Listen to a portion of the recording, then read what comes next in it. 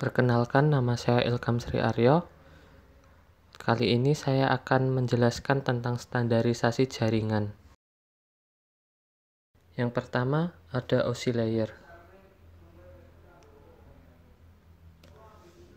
Pengertian OSI layer. OSI merupakan singkatan dari Open System Interconnection yang mana menggunakan model referensi dengan bentuk konseptual. Model ini disebut juga dengan model 7 lapis OSI 7 layer model. Model ini dikembangkan oleh Badan International Standard Organization yang disingkat ISO di Eropa pada tahun 1977.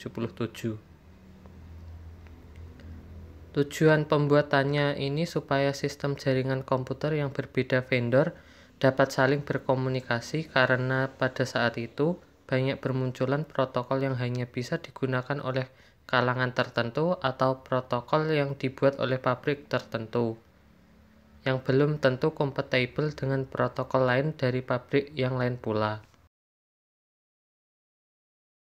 Selanjutnya ada daftar layer pada OSI model. Yang pertama ada layer fisikal, bekerja dengan mendefinisikan media transmisi jaringan, metode pensinyalan, sinkronasi bit, arsitektur jaringan, seperti halnya Ethernet atau token ring, topologi jaringan dan pengabelan. Selain itu, layer ini juga mendefinisikan bagaimana network interface card (NIC) dapat berinteraksi dengan media kabel atau radio. Protokol pada layer ini tidak ada.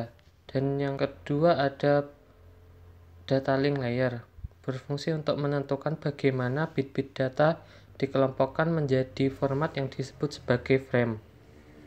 Selain itu, pada level ini terjadi koreksi kesalahan, flow control, pengalamatan perangkat keras seperti halnya media access control address, MAC address, dan menentukan bagaimana perangkat-perangkat jaringan seperti hub, bridge, repeater, dan switch layer 2 beroperasi. Fungsi dari layer kedua ini paling rumit daripada layer OSI yang lainnya. Akibat fungsinya yang rumit, lapisan kedua OSI ini dibagi menjadi dua sublayer, yaitu MAC dan LLC. Protokol dalam layer ini ada PPP, point-to-point protocol, dan SLIP, Serial Line Internet Protocol. Yang ketiga ada network layer. Layer akan membuat header untuk paket-paket yang berisi informasi IP, baik IP pengirim data maupun IP tujuan data. Pada kondisi tertentu, layer ini juga akan melakukan routing melalui internetworking dengan menggunakan router dan switch layer 3. Pada layer ini terdapat protokol IP, Internet Protocol, terus ARP, Address Resolution Protocol, ICMP, Internet Control Message Protocol, IGMP, Internet Group Message Protocol.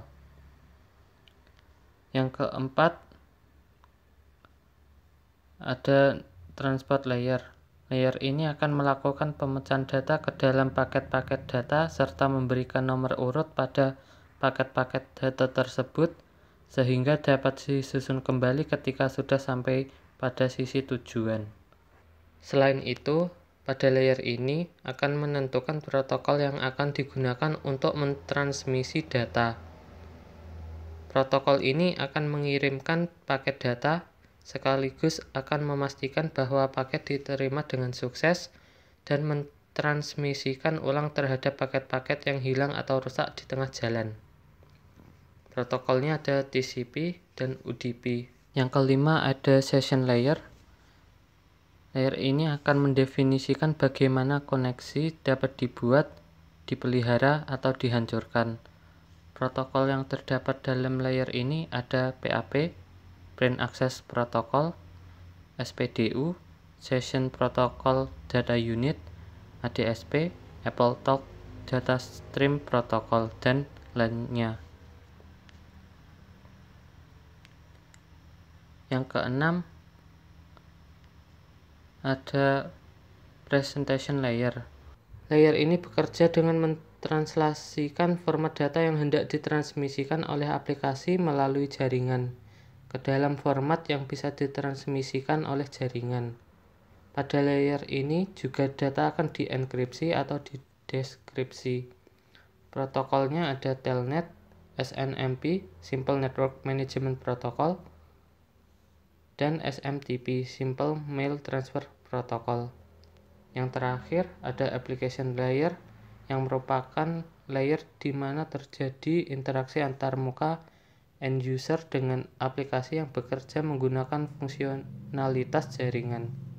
Melakukan pengaturan bagaimana aplikasi bekerja menggunakan resource jaringan untuk kemudian memberikan pesan ketika terjadi kesalahan. Protokolnya ada HTTP, Hypertext Transfer Protocol, DNS, Domain Name System, POP3, Post Office Protocol, FTP, File Transfer Protocol, dan yang lainnya. Yang kedua ada OSI versus TCP/IP.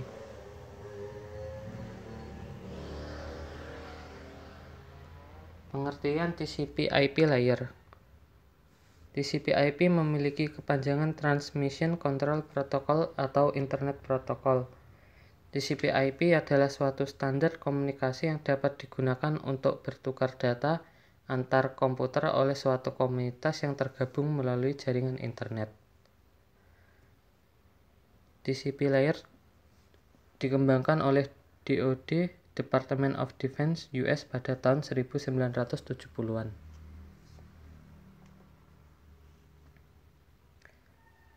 Perbandingan. Dalam implementasinya, OSI layer dan TCP/IP melakukan hal yang sama. Perbedaannya pada TCP/IP memiliki layer yang lebih sedikit dan melakukan beberapa tugas lebih banyak.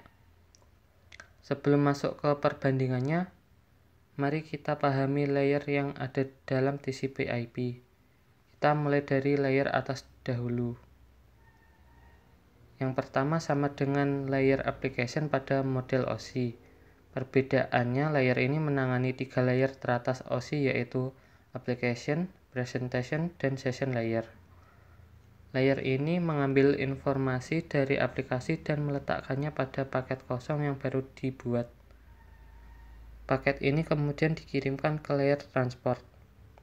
Protokol ada Telnet, FTP, SMTP, DNS, RIP, dan SNMP. Yang kedua, fungsi layer ini sama seperti transport layer pada OSI. Layer ini menerima paket yang dikirimkan oleh layer application. Paket ini kemudian diberi header yang berisi semua informasi yang harus dilakukan terhadap paket oleh layer transport penerima. Protokolnya ada TCP dan UDP. Yang ketiga, fungsi layer ini sama dengan layer network pada OSI. Layer ini juga menambahkan header di depan paket seperti layer transport. Header ini berisi informasi untuk layer internet penerima. Setelah header terpasang, paket dikirim ke layer network interface. Protokolnya ada ARP, IGMP, dan ICMP. Yang terakhir, pada layer 1 dan 2 OSI ditangani oleh layer 1 TCP/IP, yaitu Network Interface. Layer ini memberikan headernya sendiri pada tiap paket. Header inilah yang akan membantu router dan gateway dalam melakukan pengiriman paket kepada tujuan. Jika semua header telah terpasang, kemudian paket dikirimkan ke tujuan. Protokol ada Ethernet, token ring, frame relay, dan ATM.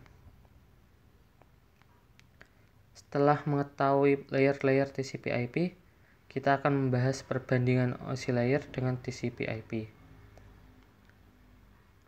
Di dalam OSI layer terdapat 3 layer yang berkaitan dengan aplikasi, application, presentation, dan session. Sedangkan dalam TCP/IP hanya 1 layer, yaitu application layer. Dalam OSI layer, proses komunikasi data di dalam jaringan secara fisikal dimodelkan dalam dua layer, yaitu data link dan physical layer. Sedangkan pada TCP/IP dimodelkan dalam satu layer, yaitu network access. Selanjutnya, dalam OSI layer memiliki 7 layer dalam menjelaskan proses komunikasi data di dalam jaringan. Sedangkan pada TCP/IP hanya memiliki 4 layer. TCP/IP lebih populer untuk digunakan karena lebih sederhana ketimbang model OSI. Teknologi yang sebagian digunakan oleh kita sehari-hari untuk mengakses internet adalah teknologi TCP/IP, bukan teknologi OSI. OSI mengembangkan modelnya berdasarkan teori, sedangkan TCP mengembangkan modelnya setelah sudah diimplementasikan. Untuk jangka panjang, kemungkinan TCP/IP akan menjadi standar dunia jaringan komputer, tidak seperti OSI. Yang ketiga ada TCP versus UDP.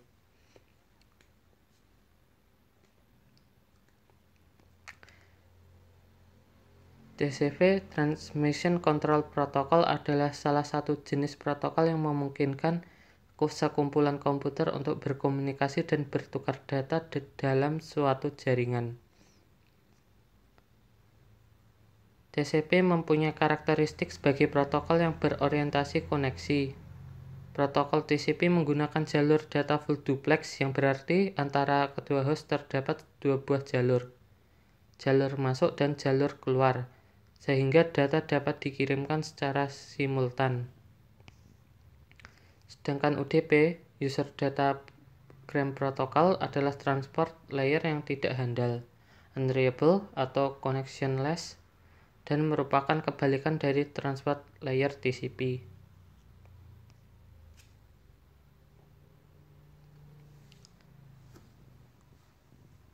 Perbedaannya, TCP reliable, sedangkan UDP unreliable, cepat dan low overhead. TCP connection oriented, sedangkan UDP connectionless.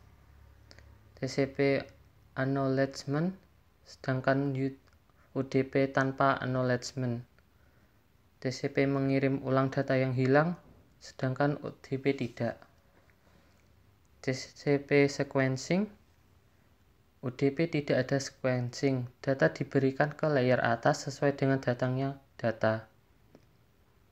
TCP PDU disebut segmen, sedangkan UDP disebut datagram. TCP overheadnya 20 bytes, sedangkan UDP 8 bytes. TCP web email file transfer, sedangkan UDP contohnya video streaming dan VoIP.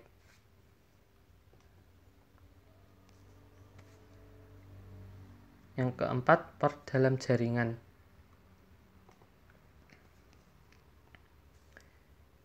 Dalam protokol jaringan TCP/IP, sebuah port adalah mekanisme yang mengizinkan sebuah komputer untuk mendukung beberapa sesi koneksi dengan komputer lainnya dan program di dalam jaringan.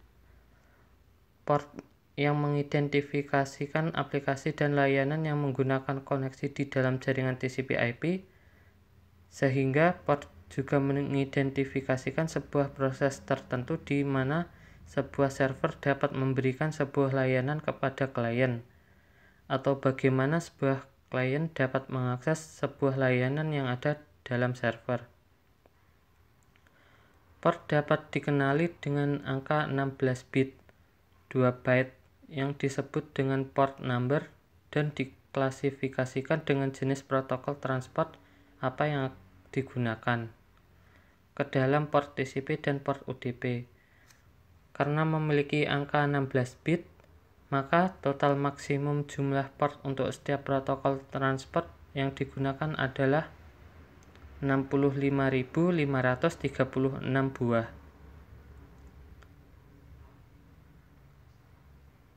Dilihat dari penomorannya, port UDP dan TCP dibagi menjadi 3 jenis, yaitu sebagai berikut.